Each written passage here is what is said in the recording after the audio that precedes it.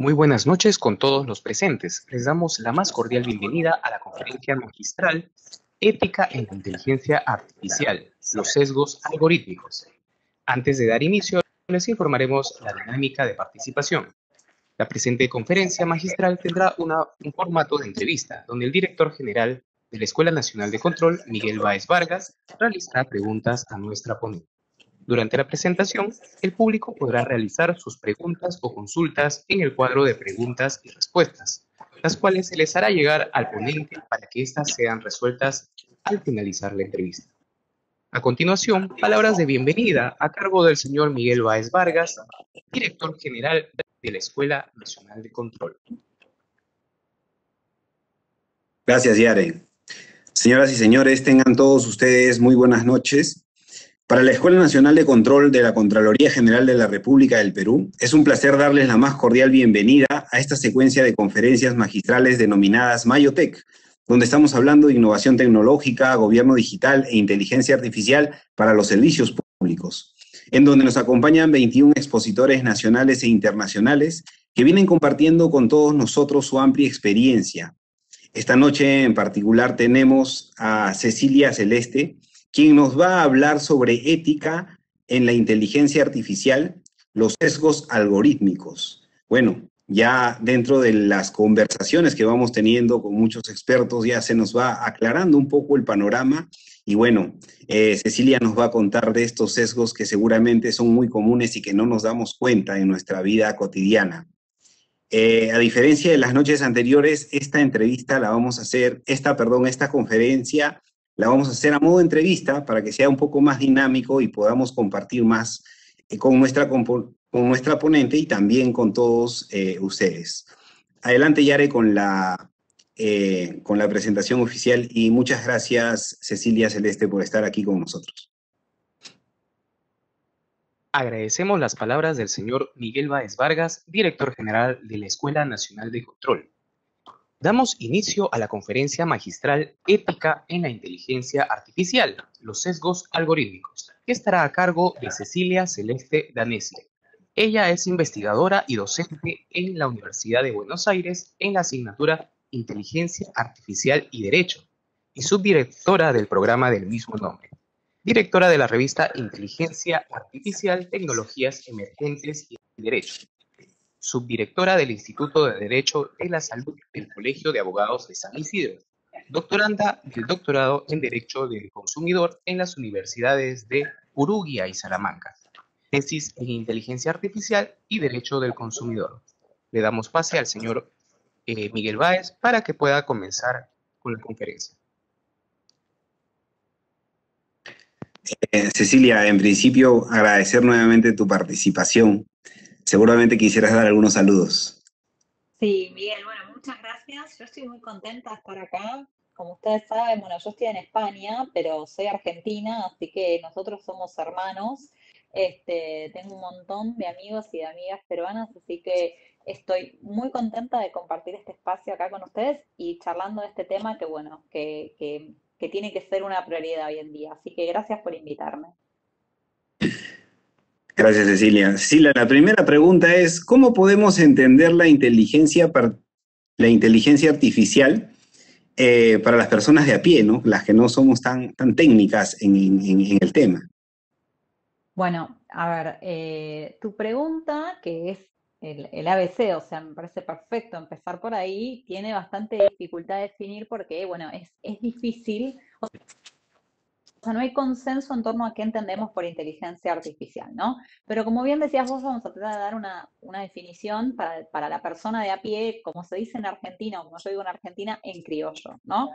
La inteligencia artificial son sistemas que emulan, que simulan la mente del cerebro humano. O sea, estos sistemas lo que van a tratar es de imitar los procesos que hace nuestro cerebro, nuestra mente, ¿sí?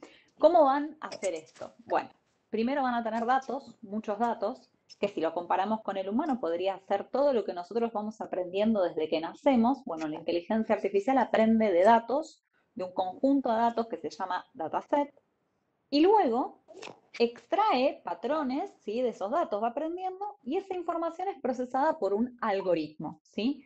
Un algoritmo es una secuencia de pasos, ¿sí? Son los pasos a seguir y eso me va a arrojar una predicción. Cuando nosotros hablamos de inteligencia artificial, hablamos de predicciones, ¿sí? Entonces tenemos datos procesados por un algoritmo y eso me arroja la predicción. ¿Cómo funciona esto en la práctica? Bueno, vamos a suponer que nosotros queremos desarrollar un sistema de inteligencia artificial para hacer sentencias, ¿sí? O para hacer un laudo arbitral, ¿sí? Que todo esto parece lejano, pero ya existe y ya funciona. Bueno, supongamos que nosotros queremos que el sistema haga predicciones de sentencias. Bueno, yo voy a tener que tener ese dataset, ese conjunto de datos iniciales compuestos de muchas sentencias, obviamente que van a estar vinculadas a la temática en donde yo quiero hacer esas predicciones. Esas sentencias se procesan por el algoritmo y luego el sistema me va a arrojar la predicción, cuál sería, digamos, la sentencia adecuada o la que el sistema considera más adecuada para el caso concreto. Y esto se puede traspolar a muchísimos e incontables cantidades de ejemplos, ¿sí? Como habrán escuchado, y esto creo que todos los días con abrir un periódico, con entrar y leer una noticia en internet, o ver un noticiero, encontramos que cada vez la inteligencia artificial trasciende sus fronteras y sus límites y cada día encontramos más y más usos y funcionalidades de la inteligencia artificial, ¿no? Como por ejemplo, bueno, es la gestora del contenido en las redes sociales, decide qué vemos, qué escuchamos, qué contenido se puede compartir y qué contenido no se puede compartir. La inteligencia en salud, la inteligencia artificial en salud tiene un rol preponderante que contribuyó, por ejemplo, para acelerar investigaciones para el hallazgo de la vacuna o para la detección de enfermedades, entre ellas el COVID, los vehículos autónomos, la robótica con inteligencia artificial y después se utiliza en campos hasta impensados, no sé, como por ejemplo todo lo que es los cultivos, ¿sí? A través de drones con inteligencia artificial se monitorean los campos y con eso se puede hacer un diagnóstico de si necesitan agua, en qué estado está el cultivo y qué medidas hay que tomar. Es decir, como digo siempre yo, que es una frase que se utiliza en Argentina, hoy en día tenemos inteligencia artificial hasta en la sopa y un poco de lo que decías vos al principio es lo riesgoso, lo peligroso es que ni siquiera somos conscientes que interactuamos permanentemente con sistemas de inteligencia artificial. Justamente acabas de dar en el clavo con la siguiente pregunta. Dale. Nos han hablado de muchos temas positivos de la inteligencia artificial, ¿no? Que es la nueva tecnología y que vino para quedarse. Pero así como existe algo bueno, algo tan amplio, también tiene seguramente varios riesgos. Entonces, quisiera que nos cuentes un poco de ese tema para saber, ¿no? Y estar advertidos también qué es lo que se nos viene, porque mucho de inteligencia artificial va a tener que ser aceptado por la población. Adelante, Sí, por favor. exacto. Bueno, de hecho, como decís vos, ¿no? Aceptado. Acá hay como una doble cara, porque por un lado puede ser que nosotros aceptemos que estamos interactuando con sistemas de inteligencia artificial y seamos conscientes de ello, pero en la mayoría de los casos ni siquiera somos conscientes que estamos interactuando con sistemas inteligentes. Por ejemplo, como les comentaba recién, en las redes sociales no, nadie te avisa que es un algoritmo el que, por ejemplo, cuando te censuran una publicación, nadie te dice, bueno, es un algoritmo el que toma esta decisión. Por ejemplo, en los agentes conversacionales o los chatbots tampoco lo sabemos. Entonces, bueno, este es un tema importante. ¿Por qué? Porque, eh, como bien decías vos, la inteligencia artificial tiene un lado positivo muy grande, es el que primero nos muestran o el que primero vemos, ¿no? Por ejemplo, tienen la capacidad de procesar enormes cantidades de datos, que para un humano es imposible leer y procesar esa cantidad de datos. Esto lo hace en cuestión de segundos, también para un humano es imposible procesar esa cantidad de datos en cuestión de segundos. Por otro lado, tiene esta capacidad de autoaprendizaje que yo les comentaba al principio, que aprende de los datos. Entonces, eso nos lleva a que es una tecnología que puede realizar tareas que para nosotros son rutinarias, autónomas, aburridas, podemos decirle, que las podemos delegar en estos sistemas que lo hacen con una gran eficiencia y precisión y mucho más rápido de lo que lo hacemos nosotros. Ahora bien, todo esto, que parece súper atractivo y verdaderamente lo es, tiene un lado oscuro, una cara de la moneda que generalmente no se conoce o no se muestra, y que por otro lado, y esto lo anticipo desde ahora y después lo podemos volver más al final, de ninguna manera yo estoy a favor de la prohibición en general de la inteligencia artificial, es decir, este lado oscuro no tapa todos sus beneficios. Bueno, ¿qué es este lado, esta sombra que hablamos de la inteligencia artificial? Bueno, uno de los principales problemas de la inteligencia artificial son los sesgos algorítmicos, ¿sí? Otro término que también está bastante discutido, que no conforma a nadie, pero ¿de qué hablamos cuando hablamos de sesgos algorítmicos? Bueno, en realidad el sesgo no está en el algoritmo propiamente dicho, o sea, el problema no es el algoritmo per se o la máquina o la tecnología, sino que somos nosotros los humanos que trasladamos nuestros sesgos a la tecnología, ¿sí? Y esto puede suceder a través de distintos estadios, ¿sí? Dentro de lo que es el ciclo de vida de la inteligencia artificial. Entonces podría ser en el momento que se diseña la inteligencia artificial, que ya esté mal configurada, mal diseñada, en el momento en el que se eligen los datos, que los datos que se elijan estén sesgados, que por ejemplo tengan una poca representatividad de las mujeres o de los grupos minoritarios o de una determinada etnia o de una determinada religión. Después pueden ser el algoritmo en sí, cómo está programado, configurado, a qué aspectos el algoritmo va a darle mayor preponderancia frente a otros. Luego también puede ser en el proceso de aprendizaje, que aprenda de datos que están sesgados, es decir, cualquiera sea el sesgo que nosotros veamos en los sistemas de inteligencia artificial, lo que nos tiene que quedar en claro es que no es el problema la tecnología, sino que el problema somos nosotros, los humanos, que trasladamos nuestros sesgos, nuestros prejuicios, nuestros estereotipos en la tecnología. Esto pasó siempre. El problema es que la inteligencia artificial, como decíamos recién, es omnipresente, está en absolutamente todos lados, ni siquiera somos conscientes de ello, y además que tiene, por sus características que comentábamos al principio, la posibilidad de tomar decisiones en nuestra vida, de tener injerencia en nuestros derechos humanos, y también hasta de manipular nuestras decisiones, influenciarnos a la hora que tomamos decisiones, como por ejemplo pasó en el caso Cambridge Analytica. Entonces, estos riesgos de la inteligencia artificial principalmente se canalizan en lo que conocemos como sesgos algorítmicos. ¿Y cuál es el problema o cuál es, digamos, uno de los aspectos para trabajar esto o de las críticas que se le hacen y que están presentes en la mayoría de los principios de ética en inteligencia artificial, que hay un montón? Si entran a la web de Algorithm Watch van a encontrar un repertorio enorme de principios éticos en materia de inteligencia artificial. Bueno, algunos de estos comunes denominadores en todos los principios es el requisito de supervisión humana, que esto en materia estatal, actos administrativos, es decir, gestión del sector público es muy importante, la supervisión humana.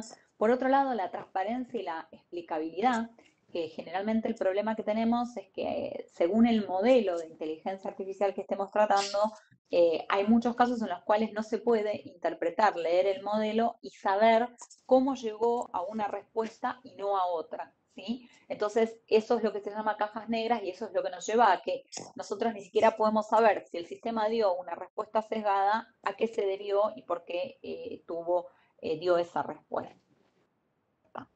Y para cerrar esta pregunta, que me parece muy, muy importante, el sesgo algorítmico, el problema que tiene, o sea, cuando, digamos, tiene que ser jurídicamente relevante o importante para la sociedad, es cuando ese sesgo que se traslada y esa predicción sesgada sale del sistema. El problema es cuando eso afecta los derechos de las personas, ¿sí? Principalmente podemos pensar en derechos personalísimos, derechos humanos, etcétera. ¿Por qué? Porque nosotros siempre tenemos nuestros sesgos y nuestros valores que trasladamos a todo lo que hacemos, ¿sí? Como un juez, ¿sí? también traslada sus sesgos y sus prejuicios en las sentencias, porque somos humanos y los tenemos y es así.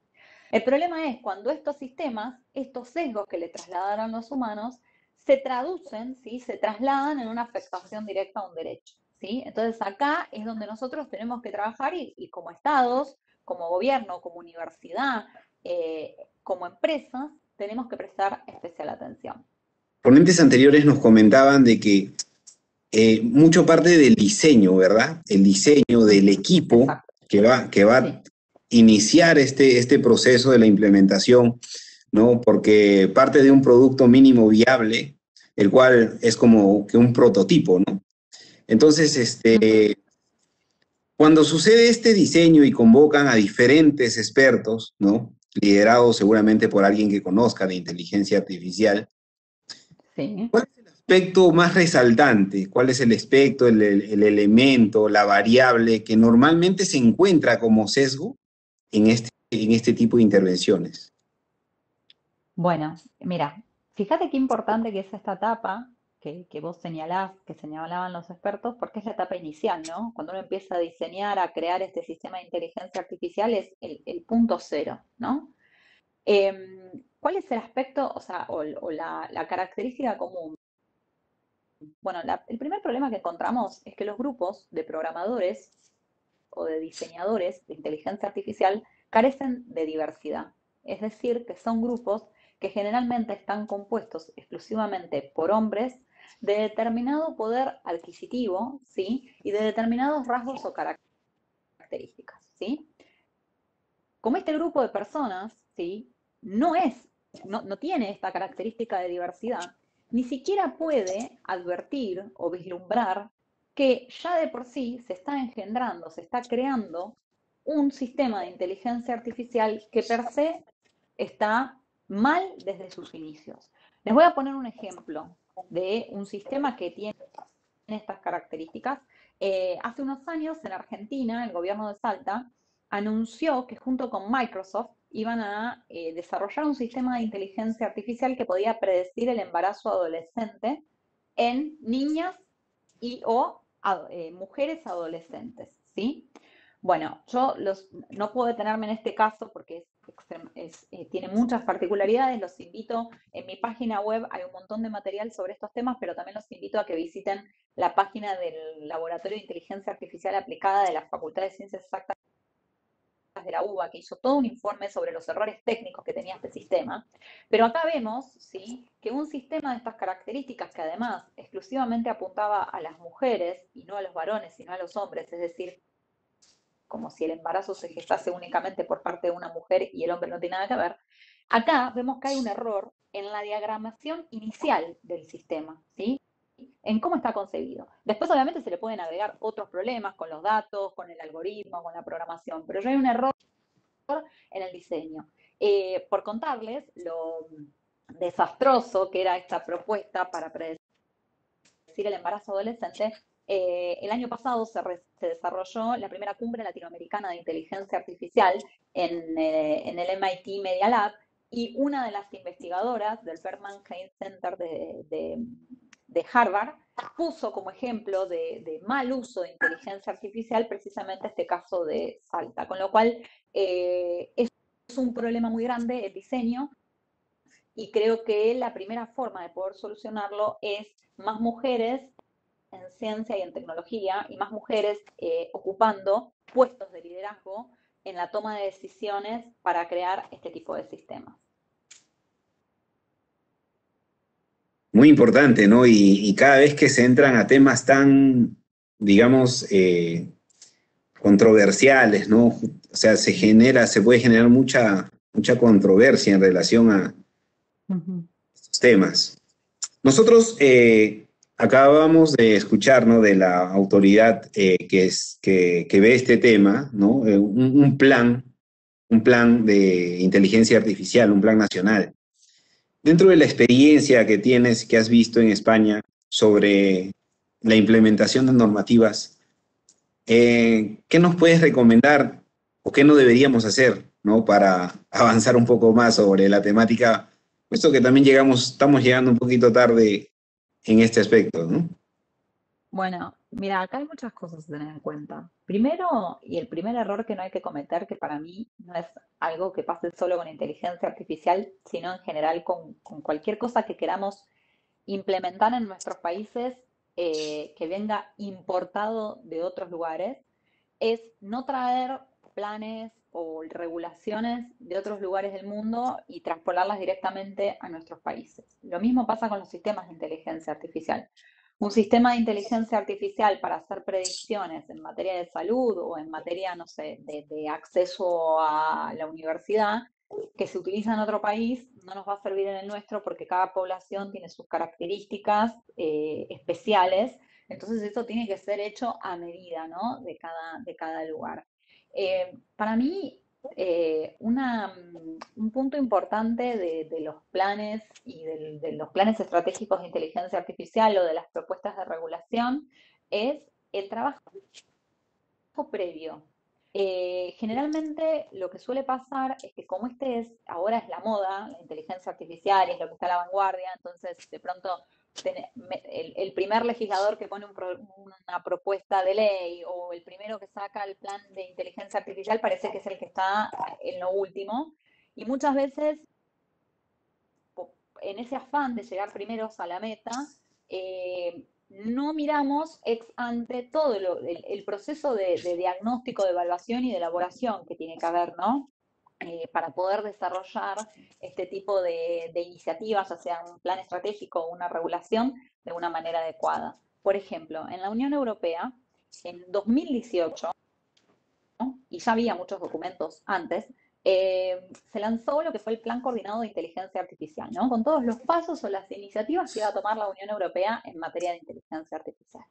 En el 2020 se publicó el white paper, que es como una open consultation, en la cual versaba principalmente sobre cuestiones de regulación o de políticas públicas, en la cual se abrió a la consulta para que organismos, empresas, instituciones, personas, individuales, expresen su opinión y su punto de vista con relación a las propuestas que hacía el white paper.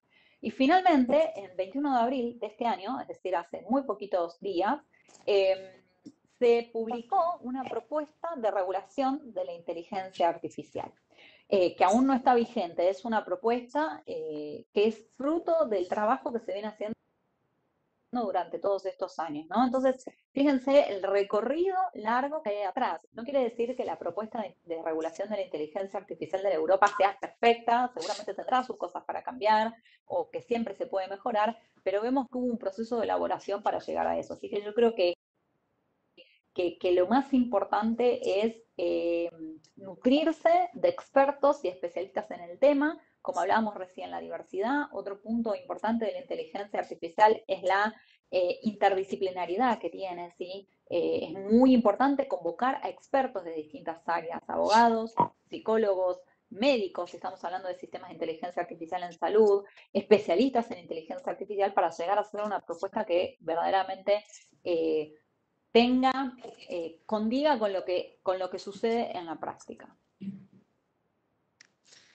Gracias, Cecilia. Como tenemos participantes, también nos están enviando sus preguntas. Voy a sistematizarla Buenísimo. en una sola pregunta. Cuando uno se siente vulnerado por el uso de sus datos,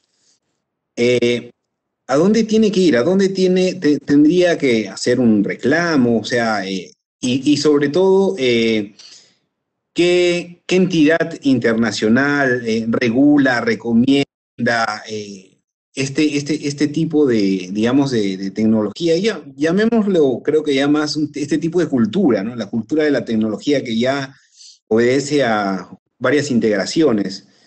Eh, y finalmente, tenemos también público de la casa, que somos la Contraloría. Queremos conocer si tienes alguna experiencia o has estudiado alguna experiencia en relación a qué podemos hacer para luchar contra la corrupción desde el punto de vista de la inteligencia artificial. Wow. Qué pregunta, ¿no? Qué responsabilidad esa pregunta, pero vamos a intentarlo. Bueno, arranco con la primera. ¿Qué pasa con los datos? Bueno, acá tenemos varios problemas. Primero, obviamente, que yo voy a tratar de dar una respuesta general, pero esto va a depender de la regulación de cada país, ¿no?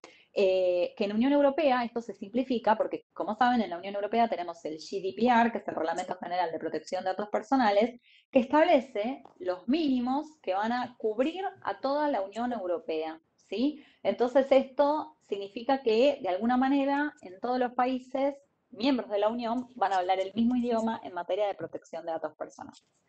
Ese reglamento, el GDPR, es la norma más protectiva de derechos de protección de datos personales que tenemos hasta ahora. Y también trabaja sobre lo que es la cuestión del tratamiento automatizado de datos, que es inteligencia artificial, ¿no? Ahora bien, ¿cuál es el problema que tenemos en la mayoría de los países, e incluyo Argentina?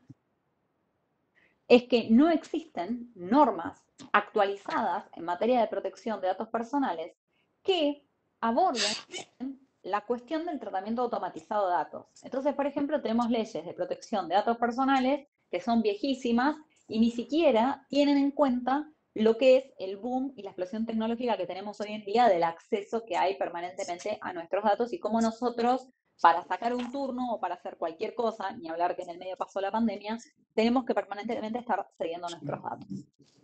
En algunos ordenamientos jurídicos existe, ¿no? Porque vos me preguntabas, bueno, ¿qué podemos hacer para proteger nuestros datos? Bueno, existen lo que es el derecho de acceso, que sería el derecho a acceder a mis datos y saber qué datos míos están en un determinado banco de datos.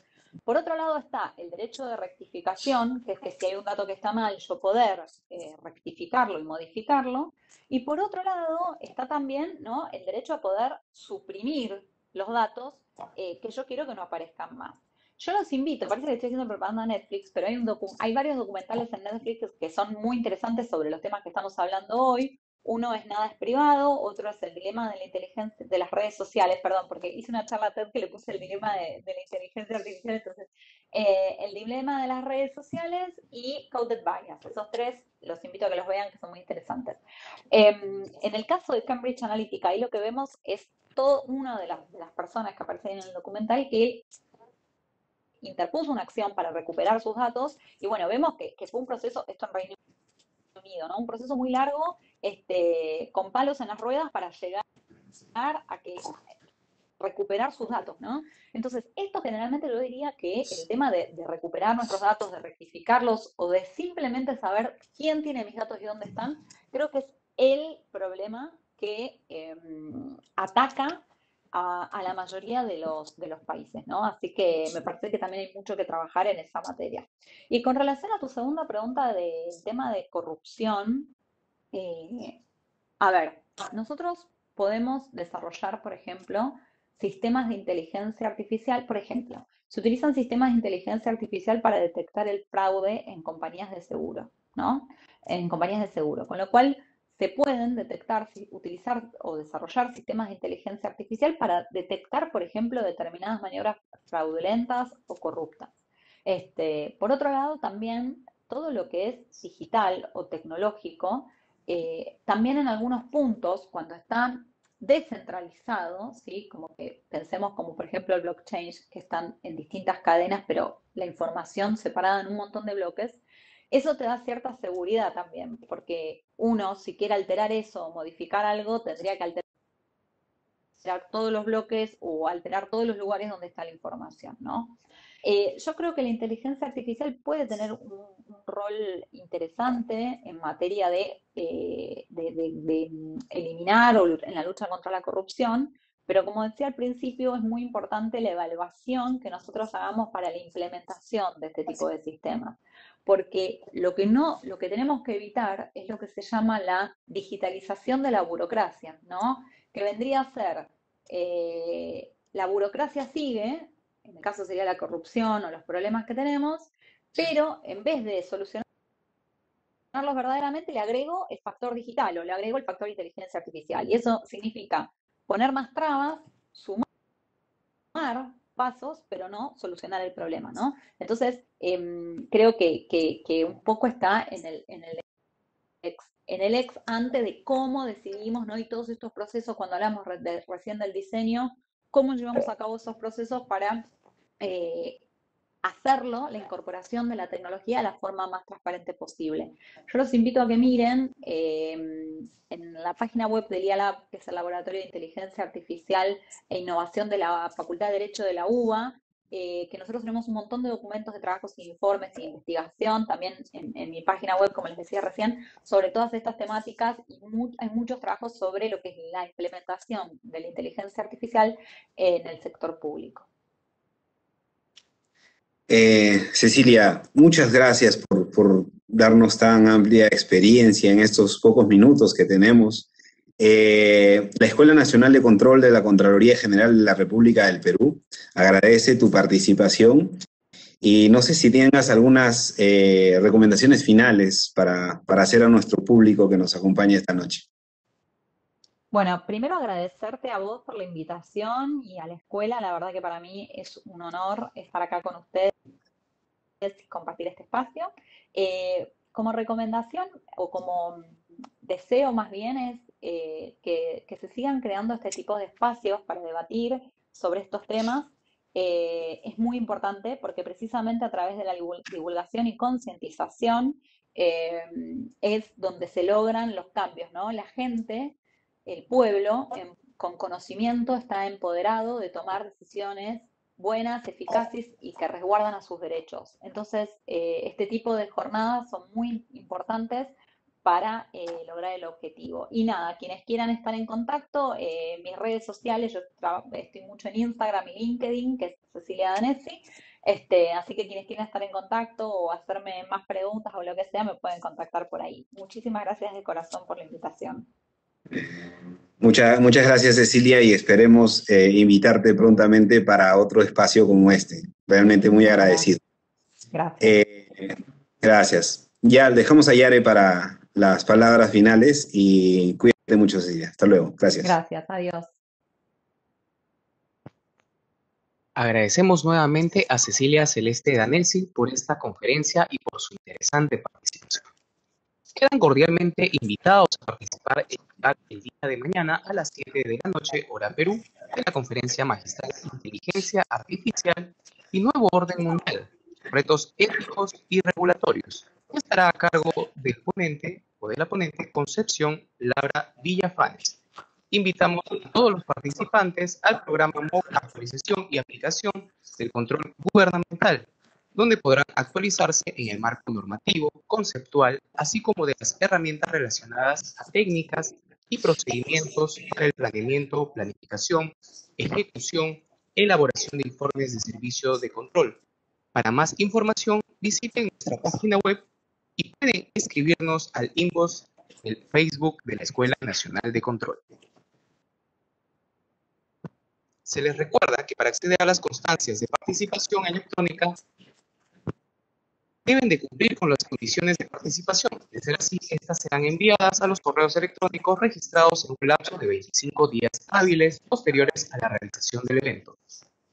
Asimismo, los invitamos a seguir a la Escuela Nacional de Control y a la Contraloría General de la República a través de sus redes sociales y portal web. Que tengan todos ustedes muy buenas noches.